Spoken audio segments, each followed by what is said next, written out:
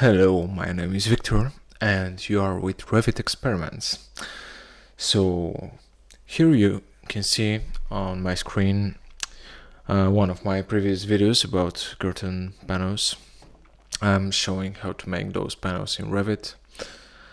And in the comments, by the way, here on the side you can see that I've been watching lots of chess videos recently, so that's why I have all of these on the side. But anyway, one day ago I got a question about how to create a schedule of this panel or adaptive component for estimates. So this is a question in my comments, and I decided that it's actually worthy of a quick video. So without further ado, let me go and talk about scheduling those things. And this here is the exact file that I used when I was showing how to make those panels. And actually here you can see that I can select each panel, and these are curtain panels. And actually if I go to create a schedule of curtain panels, I can do that.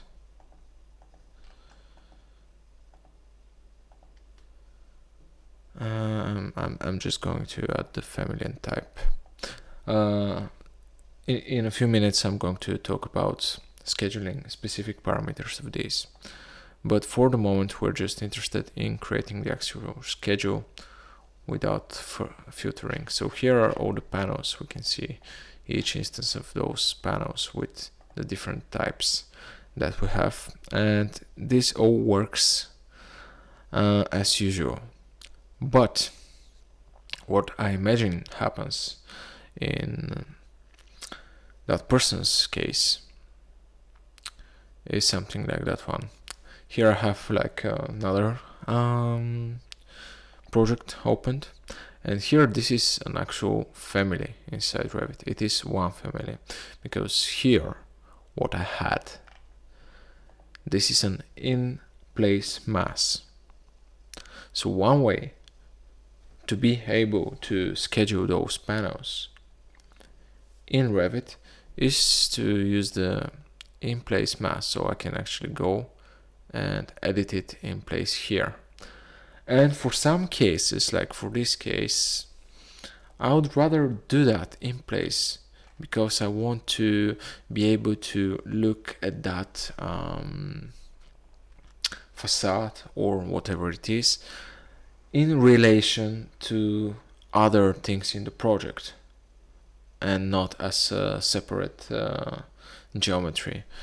And really in this case I would prefer to be able to manipulate it inside the in-place mass, and this is, I guess, something you've missed from the previous video. This is all in an in-place mass, it's not in a family. But you can indeed schedule these panels even in the other case when they're in a family, and I'm going to show you how. So let me just cancel the edit here. Now you can see that here I cannot really select.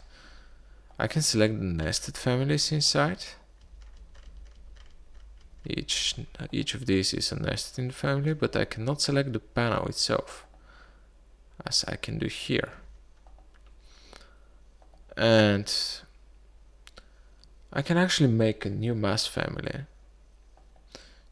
new conceptual mass.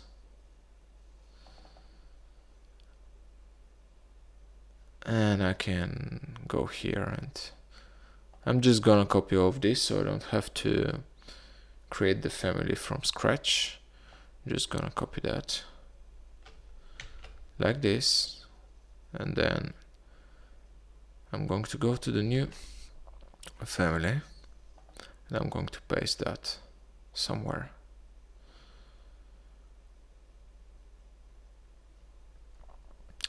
It takes a second because it needs to calculate all those panels and their positions. Okay, and now I can say finish mass, and I can load that into the other project. So now you're going to see a major difference between that mass and the other one. Let's wait until it loads first. Okay.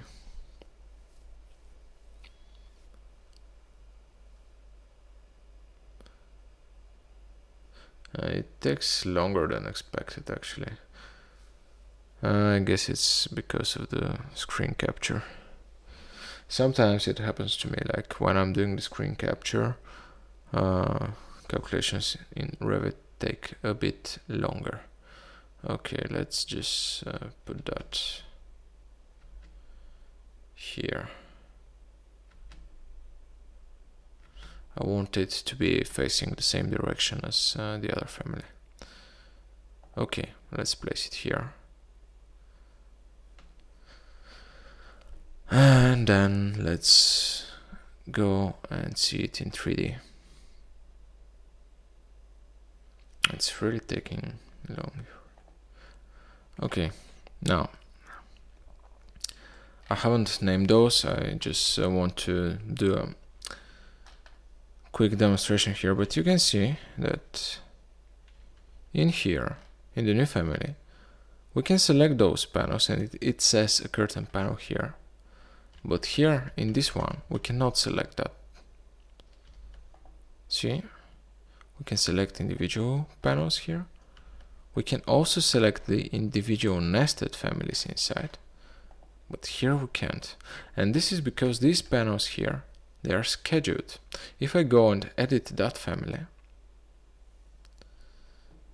here, when I click on the category and parameters button, you're going to see that this one says shared. It has the tick mark on shared, which means that I can select it and I can schedule it inside the project. Let me close that. I don't want to save it. And in that family, I have a different version of that same panel, which is not shared, and that's why I cannot select it in the project and I cannot schedule it. I can select it inside the family. I can go to edit just to show you that this one here doesn't have that tick mark on shared, and that's why we cannot schedule it. It's as simple as that. So when the nested family is not shared, it is considered like an integrated internal part of that family that you cannot really access. But when it is shared, you can access it and change it, modify it, schedule it later. So now, if I create a curtain panel schedule here, where I have those two, curtain panels, and let's add the family and type, and let's add the height and width. They're going to be empty. But anyway, we have now that schedule, and we can go here, we can sort by family and type, like this, and we can, if we want to, we can turn off the itemize every instance, and we can add a count field here, something like this. Okay, so far so good. And then if I go to the 3D and I delete that family, this is the second one with the shared panels, then that schedule would be empty. Actually, it disappeared completely. Did it? Sorry, let me delete it and let me go to the panel schedule, and now it's completely empty. Okay, first part of the video so far, but I also wanted to talk about this width and height and how to actually use parameters to schedule in your in your schedule. So what if, for example, you want to schedule this dimension and this dimension of the panel? How would you go about that? Well, we can actually do this with reporting shared parameters. And how to do this? We need to edit the family. First, let me explain why do we need to do it. Unlike other families that are driven by parameters and types, the adaptive component families, and in this case curtain panels, pattern-based, they are defined by the points on which they land. So for example, this panel and this panel could be the same type but defined by different points, and thus they have different size, different dimensions. Same for that one here. That one actually has, I guess, another hosted instance inside. But anyway, let's go to that panel and edit it. And we can add reporting parameters. If we want good working reporting parameters of curtain panels, we need to dimension those between the placement points. It will not allow us to dimension directly between the geometry inside the panel and make that a reporting parameter. What is a reporting parameter? This is a parameter that reports to us. It gives us the value that's been retrieved from the model. So I will set my work plane to that face here, like this, set and pick it up, and then I'm going to place a dimension between that point. Look here in the bottom left corner, it says that I'm looking at the point and then the other point, and I'm going to place that dimension here, and then I'm going to set my work plane on the other side and dimension between those two, like this. Then I can go and add a parameter. It needs to be an instance parameter, and it needs to be shared in order to be placed in the schedules inside the project. We can add a reporting parameter that's not shared, but then we wouldn't be able to schedule it. So we need a shared parameter. And we click here on select. And in this case, I don't have in that installation, I don't have a specified shared parameter file, but most probably in your company, you'd have one. And if you haven't worked with shared parameters before, check it out. It's like, it's crucial to work in a real project. I can't really imagine working in a real project that's going to be built and that's going to be a good BIM without shared parameters in Revit. So, I haven't specified a shared parameter file now.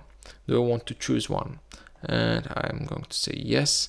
And here I can browse to that file. It's a text file, or I can create a new one. And in this case, I'm going to create a new one because this is just test, and apparently I have caps on. Okay, test shared parameters. So here, I'm going to create a new group, and I'm going to say, let's say, dimensions, and then I'm going to add the new parameter, the discipline, common length. That's all good. And the names usually start with some kind of an abbreviation that comes from your company or something, but so you know that this is a standard parameter. Like in this case, I'm going to say Revit experiments, panel site 1 something, and I'm going to copy that because the other one is going to be panel site 2. It's not vertical and horizontal because they could be flipped, so I don't want to specify vertical or horizontal. And I'm going to say okay. I'm going to choose that one, and that one is assigned now.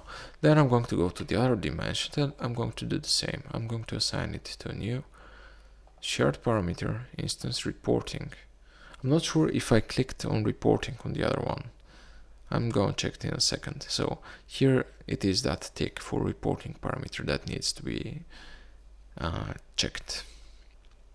I'm going to go to select, I'm going to go to edit and add a new parameter, which is going to be Revit experiments panel site 2, and I'm going to select that one like this. Okay, let's go here to our parameters and see. Yes, indeed, the first one I forgot to make it a reporting parameter, but I can actually do this. I can go and edit it here with that little pencil, and I can click that. You can see reporting parameters are grayed out because they don't control, they only report. Okay, apply, and let's load that panel back into our project with the beautiful name problematic. Okay, overwrite and waiting is what we do today, apparently.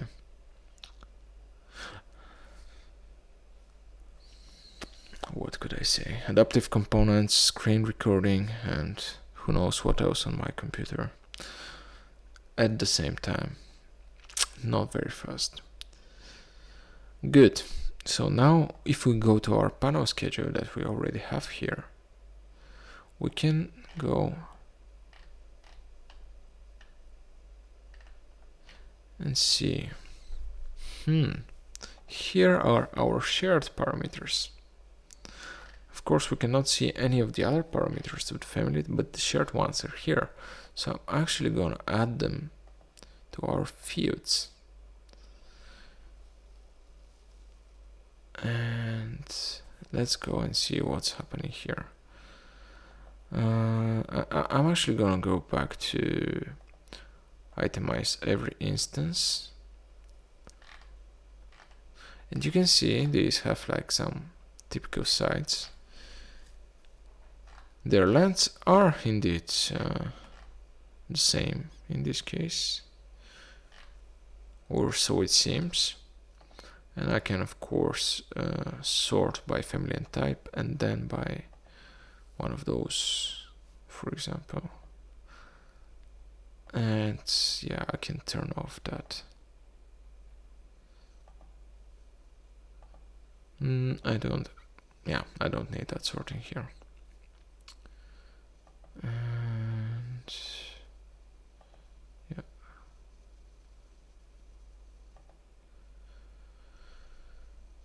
So we have that type, the romp panel with the site 1, and then the big panel with the other sites, and the romp panel small.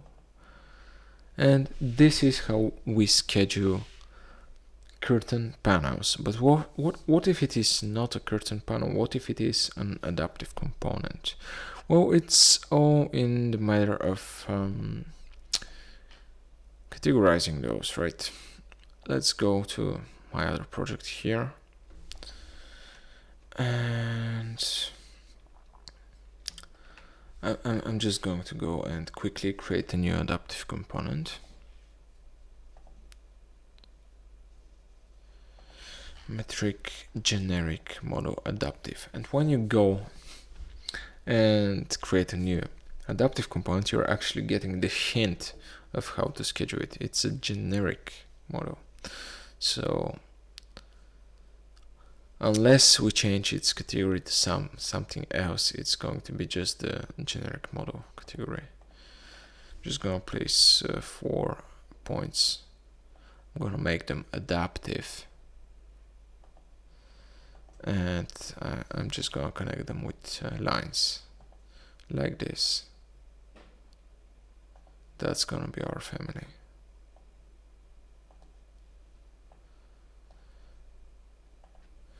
Good. Of course, you can make this shared.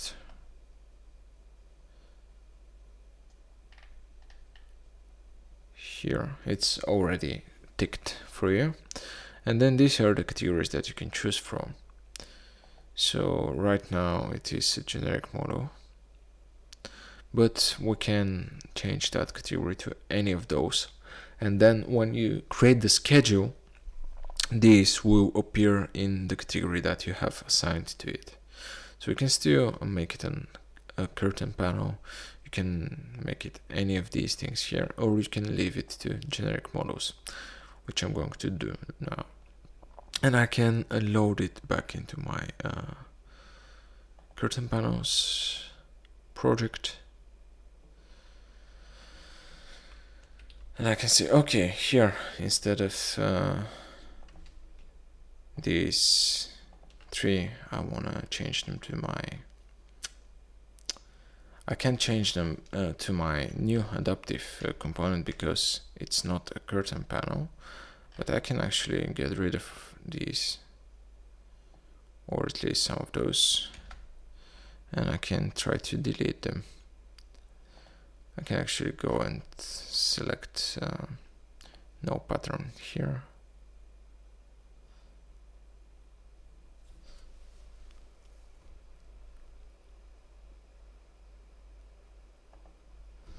And now I can still see their ghosts, but they don't exist in the project anymore. And now I'm going to hit CM to place a component, and I'm just gonna place that thing. And I'm placing this like completely chaotically, because I only need them to show you how to put them in schedules. So here they are now. 1, 2 generic models adaptive. So we have to go to create new schedule, generic models, and select their family and type. And this is it. We have 2 of those, family 3. So that's it. That's how we schedule adaptive components and curtain panels in Revit. Nothing special. Just remember that when you have nested families, if you want to schedule the nested families, they need to be shared. Thank you for watching this. Until the next time. Bye bye.